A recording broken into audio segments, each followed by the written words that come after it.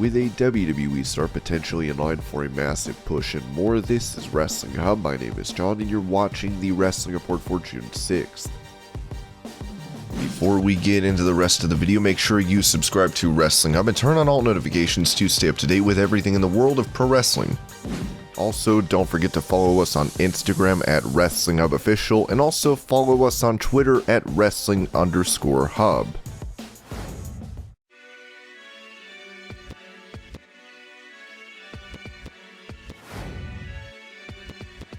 On Talk Is Jericho, Jeff Hardy spoke about his first creative pitch in AEW where he was shot down. I feel limitless, you know? God, there's so many ideas. I pitched my first idea, but it didn't go through. For my singles matches, I thought it'd be cool for us to have different music, and that Hardy Boys music just be the Hardy Boys music. I was going to use one of my new songs, but it would be like a WTF moment because what are we listening to? We've never heard this before. I think it would grow on people, but that's the first thing I've really said. But yeah, the freedom feels amazing. My ideas are overflowing, so I just need to keep writing and keep pitching.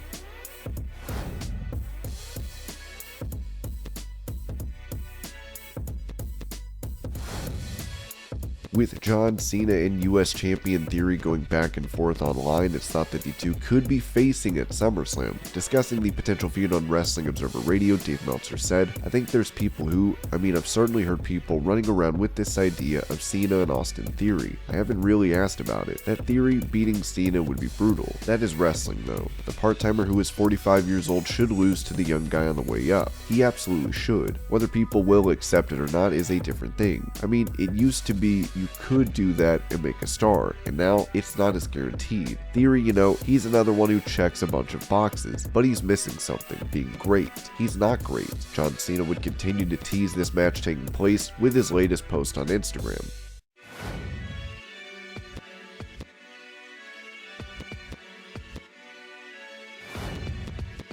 During the pay-per-view last night, Judgment Day defeated the team of Finn Balor, AJ Styles, and Liv Morgan. A fan from ringside posted a video of AJ on the outside where he's bleeding. This is now the second time the Phenomenal One has been cut open this year, with him hitting his head before making his way to the entrance ramp a couple months ago at WrestleMania.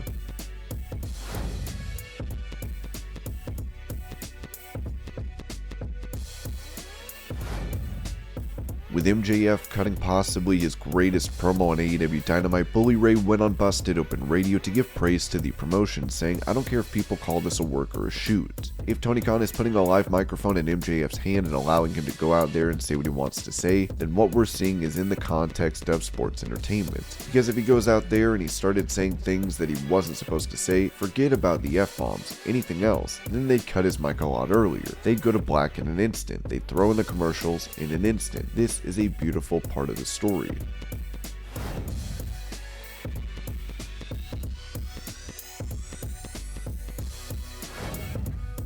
Talking on the sessions about the women's division in AEW, Renee Paquette said the company should look to give others a chance. When Toni Storm didn't go over Britt on their way to the tournament and then to have Ruby also lose, it would be nice to have one of those women in that spot. Like I'm saying, Britt is great, there's no denying that. I think she's fantastic. I think she is head and shoulders at the top of that division. But to spread some of that love around as they're building up that division, these women are stars. Toni Storm is a star, Ruby Soho is a star. She's amazing. Kris Statlander is on her way up as well.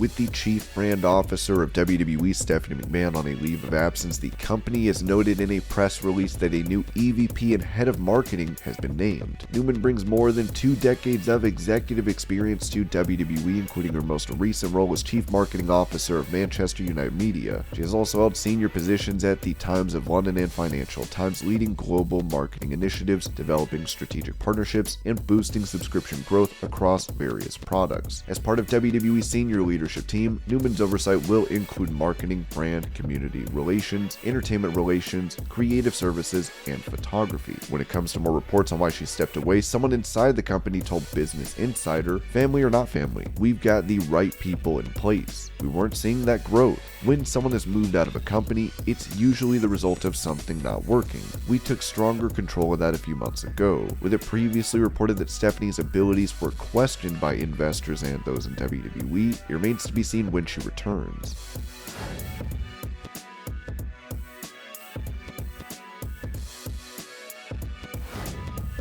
Following his win over Omos and MVP, Bobby Lashley celebrated with the crowd, hoisting up a fan's replica WWE title. With many feeling he could be getting a world title shot next, Dave Meltzer said on Wrestling Observer Radio, since Riddle is out of the Roman match, maybe Roman will go against Lashley. I figured, maybe that's it, or maybe Orton's hurt, whatever it is. We know Drew for Cardiff. Roman's not going to wrestle till Cardiff. He is definitely wrestling at SummerSlam, and I don't know what the status is of Money in the Bank. The last time I asked about that, which was, I don't know, a couple days ago, it was still not decided. I think that they probably could do deeper shows. Originally, Roman was on the July show, was going to be with Riddle. It had changed. It may change back, but maybe that's what the whole thing is, to give him an opponent. And why not? Lashley's fine in that role, and it's not a match they've done to death, and it's something different. It's not the big match, but it's big enough.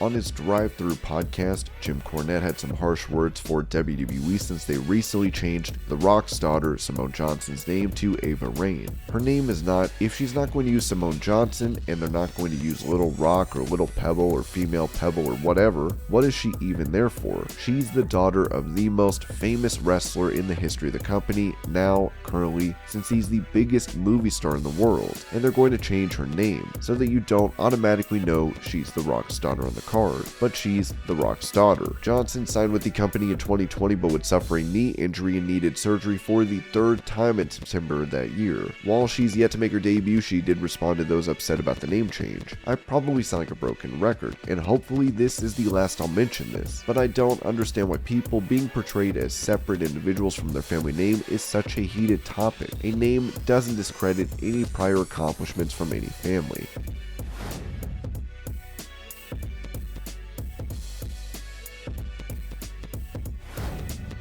Speaking of WSI, former WWE star Shelly Martinez talked about a time where Batista was eavesdropping on her conversation with his girlfriend Melina. Melina was venting to me one day after a show, and then I opened the door and Batista was listening on us. I was like, ew. So that didn't help his situation on how I viewed him. I was real short with him after that because that's my homegirl. Then he started getting annoyed. Oh, it's like you and Melina have the same mind. It's like, no dude, you're a dick to my girlfriend. Not cool. I'm going to have her back.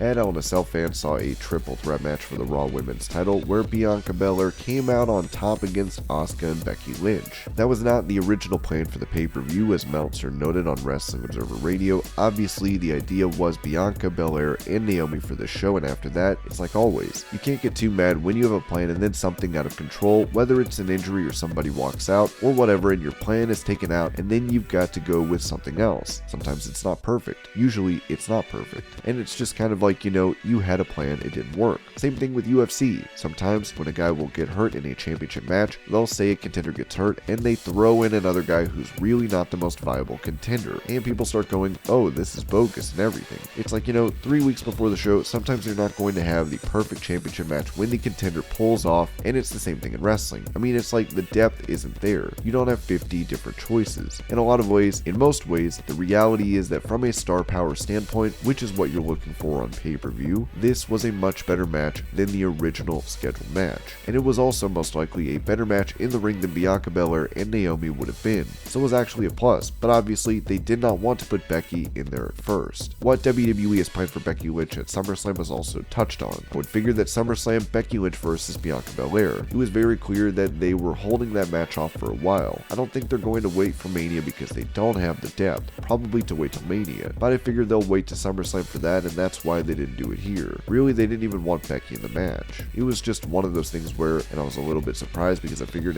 just go with a singles match with Asuka, but for whatever reason, they decided instead to go with a three-way.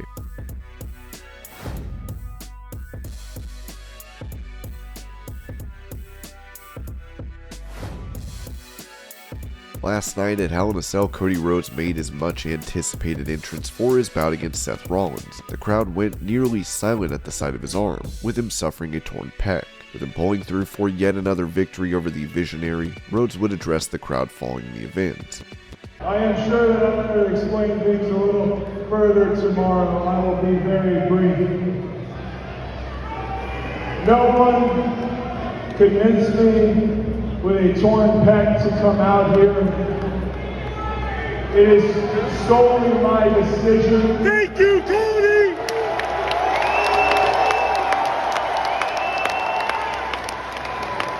You would have literally killed me from staying away from this ring 10 times out of 10. I would have made the same decision. Going on last, All-State Arena in Chicago.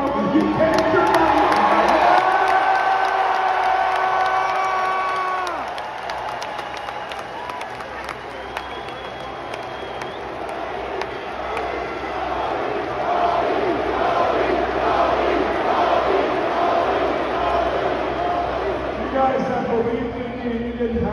Please know from the bottom of my heart, I believe in you. We are going to finish this thing. Thank you all very much. Have a great night, and I love you. Thank you. I love you too.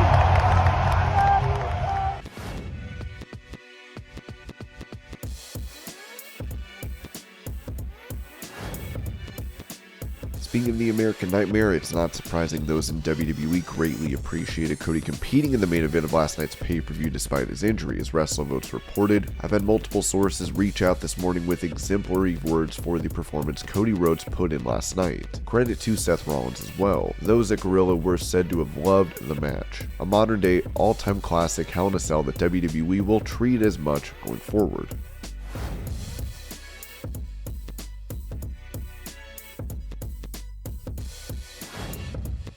Going back to the situation surrounding Cody Rhodes, he will apparently be getting a procedure done this week, with Fightful reporting that sources near Rhodes state that as of this morning, Cody Rhodes is slated to undergo surgery to repair the torn pectoral muscle this Thursday. Notable pectoral injuries in pro wrestling included Triple H 5 months out, Elias 5 months, Takahashi 6 months, and John Cena's miraculous recovery in less than 4 months. And this was your Pro Wrestling News Update. I hope you're all having a great day. Thank you so much for watching, and I'll see you later.